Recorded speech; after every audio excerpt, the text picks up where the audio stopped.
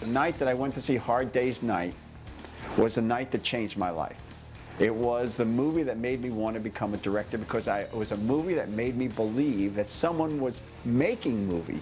That is, there was someone thinking of all this stuff in an active, creative way. I realized that someone had taken something that I loved, the Beatles, and visualized it in a way that was exciting and contemporary and said something to me.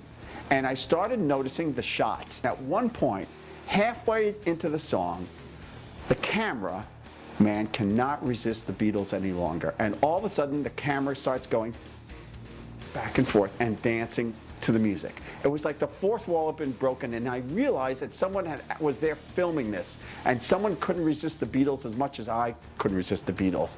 And I came home, my parents said, "How was the movie?" And I said, "It was amazing, it was great. It was really well directed." I mean, those words came out of my mouth, and they looked at me like, "What?" I also got a job working at a rock and roll theater called the Fillmore East. And that was the premier place to see rock music at the time. So I saw every band that played at the Fillmore from when it opened to when it closed, which was the period of 1968 to 71. So I saw all the great bands. I saw Hendrix, I saw the Doors, I saw the Who. I saw all this stuff from a distance of no more than 30 or 40 feet from the music. And it had a tremendous influence on me, as well as collecting records. It was what I was obsessed with, as well as going to film school. At the same time as this, Joey and John and Dee Dee and Tommy and Marky were also liking rock and roll, and they would be coming into the city and going to the Fillmore. So our paths were crossing, but we just didn't know of each other's existence. We were just people with the same cultural influence who were mad about the same things. It's 1974, and Roger Corman has his company, New World Pictures, and he's distributing all these movies, and he needs what most companies already have, which is someone to do the ads, someone to cut the trailers, and someone in post-production. And John hires Joe Dante, and John Davidson hires Joe Dante, and then they need another person, and they hire me. So there's three of us, which meant that almost every 2 or 3 weeks, we are devising various trailers, press kits, TV spots, and ads for these movies.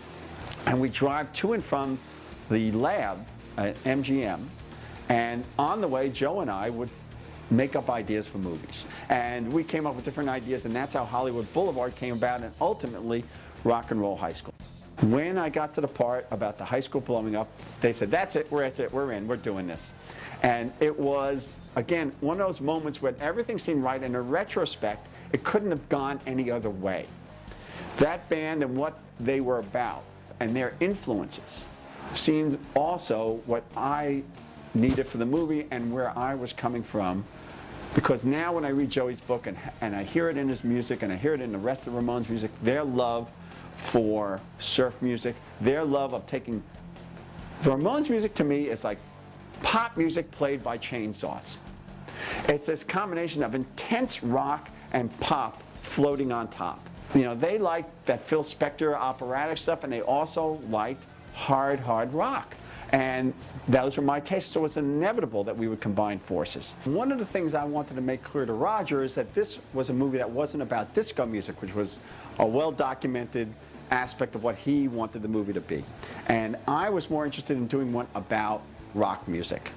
And so there was a concert that was coming up at Hollywood High School. Now it was Elvis Costello, Mink DeVille, and Nick Lowe on this show. And I took stills of the concert and the kids who went to the concert to show Roger what I wanted the kids to look like and what I wanted the music to be like. We've convinced Roger to let us make this movie, and Roger has decided also that we can make this movie for $165,000. That's what he's going to give us. And Mike Fennell and I are horrified. Mike does, great producer, does all this diligence, figures out does a budget, and does it in terms of what else Roger had made for $165,000, which was like summer school teachers. And that movie didn't have any music in it. So Mike does this big chart, and we present this to Roger, and he looks at our chart, and he says, $185,000? I never dreamed of spending so much. $180,000 tops. And he says, or I'm going to cancel the movie. So now we're begging to do the movie for a price we can't even do it for. I ended up so exhausted at the end of the movie that I ended up in the hospital, and there's photos of me in the hospital for the last day or two of the shooting, which Joe Dante finished. When I met the Ramones, I invited them over to my apartment, and they sat in the chairs like everyone else did, and we screened 16 millimeter, and we watched Hard Day's Night. We talked about lip syncing, and they had never thought that the Hard Day's Night had lip syncing, and we watched that movie together, and they loved it as much as I did. It was a real bonding experience for them and me, and kind of cherish those memories. And once we had the Ramones, we made a deal with Sire Records, and Linda Stein's husband, Seymour Stein, who ran the label, in a way became our de facto music supervisor. I mean, we chose all the music for it, but he would send us records. And he sent us the Clash album when it came out, and he sent us a Fleetwood Mac record that they owned, which had a lot of blues stuff. It was Fleetwood Mac in Chicago. And since he owned the rights to it, we used some of that music for like the airplane flying around the school. And Brian Eno's record, Music for Film, was another thing where you could just license the cuts. There is no music that's actually composed for the movie, and all the music was cut from other pieces of music and put in the movie. It was Todd Rundgren, there was Devo, which was a band that was just happening, and we heard them, they were mentioned as a possible band to be in the movie by Warner Brothers instead of the Ramones. Now when you look at that record today, that record would cost $1 million to put together the rights for something like that. The Ramones and the album together only cost us $25,000. The things that make the movie last are Riff Randall's character. In no small way, I mean, what PJ Soles brought to it. We loved her, and we went to see her in Halloween, and it was a sneak preview of Halloween on Hollywood Boulevard, and she was so good in that movie, and the movie was terrific. And I remember thinking, I would love to have her and Jamie Lee Curtis in this movie. Jamie Lee Curtis could play the part of Kate, but I think we can only get PJ.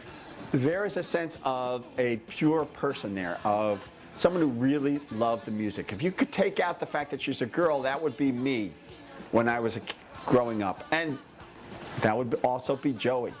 The part of Kate took some time, and Day was the last person to come in and read, and she had a naivete about her and a charm and a twinkle in her eye, and that's the right thing for the character. Miss Togar was always Mary Warrenoff. It was always Mary, there was no doubt about it, and so much of it is based on what happened to me in my high school and things that my school principals have said to me. And maybe that's one of the reasons that the movie has lasted so much also, is because authority still has that same role in people's lives. The movie still resonates and still has an audience. And when I go to screenings of the movie, and there's been so many, the reaction to it is often the same as I felt, and it seems to pass from generation to generation with certain changes. There's been screenings in Los Angeles at the Aero Theater, and Russ was there, and Richard Whitley was there, the two Russ Devons, Richard Whitley, who wrote the picture. They were at the Aero. This was screenings at the American Cinematheque. There's been screenings at the New Beverly Theater. AFI had a screening in, of all places, a mall, and they ran it on a screen at the mall. People were shopping and walking by, and one of the best screenings we ever had was at the Hollywood Forever Cemetery. And John is buried in Hollywood Forever Cemetery, and there's a wonderful memorial that he designed of him. The audience was filled with kids, and they all would sit down on their blankets and bring food and wine, and usually in the group, more than half the kids, because I wandered around and listened, had seen the movie many, many times and had brought someone who hadn't seen it. So throughout the movie, they're all talking, saying, oh, wait till this part. Oh, here comes this joke. And it was very audience participation. And it was big, it was and it was loud, and it was like a live concert. And it's one of the times I've enjoyed the movie the most, was at that particular concert. It was exciting to see that, and it's exciting to have people who love the movie, like Henry Rollins and Rob Zombie, come and give little tributes to the Ramones beforehand and talk about it. Hollywood Forever Cemetery was like going to a live concert. When I watched the sequences where the Ramones are playing in concert, the intensity that they put out, the sense of how hard they played and how hard they worked in their career came through. And seeing it again, I got some perspective, and it made me proud of what we captured on film. See, the group of us remained friends. Over the years, we saw each other a lot, we'd socialize, we'd have dinner together. Many of us ended up, out of all places, at the Locarno Film Festival in the year, I think it was around 2000, 2001. It was a tribute to the Corman class of the 70s, and they flew us to Switzerland.